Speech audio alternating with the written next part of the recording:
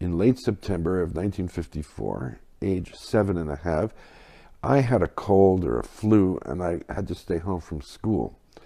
And the first game of the World Series was broadcast on television that day, and I watched it. And this was the game in which Willie Mays made the most famous catch in the history of the sport. Running hundreds of feet to catch a ball over his shoulder with his back to the field. Magnificent catch. So he became a hero for me because I thought I had never seen anything more spectacular than that catch. So the following spring, the next season, 55, my parents had friends who had season tickets to the Giants games, which were played in a place called the Polo Grounds, which again no longer exists. It's been demolished. It's only a memory now. So we went to a game. It was a night game. We sat in the box seats, and after the game, as we were leaving the stadium, there was Willie Mays standing in his street clothes already. And I remember feeling, he was 24 years old, just think, 24. And I timidly went up to him and said, "Mr. Mays, may I please have your autograph?" And he said, "Sure, kid, sure." Got a pencil? And I didn't have a pencil. My father didn't have a pencil. My mother didn't have a pencil. Their friends didn't have pencils, and no one had a pen. And then Willie Mays said, "Sorry, kid, ain't got no pencil, can't give no autograph." And then he left. And I was really very upset, I have to say, shaken. I was so disappointed. So disappointed that I actually cried in the car.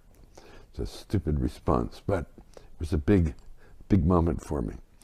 After that day, I always made sure to walk around with a pencil in my pocket or a pen because I didn't want to be caught unprepared again. And then I conclude, as I like to tell my children, that's how I became a writer. I ask whoever is listening to this voice to forget the words it is speaking. It is important that no one listen too carefully.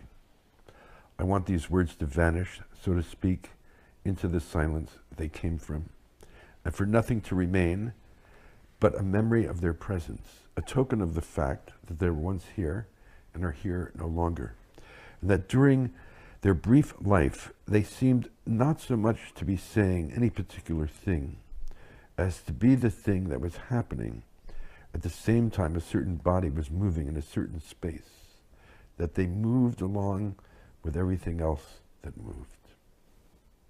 You know, all through my youth and, you know, into my 20s, I was trying to write novels then. And I must have written 1,000 pages, 1,500 pages of aborted novels, things I could never finish, piles and piles of manuscripts.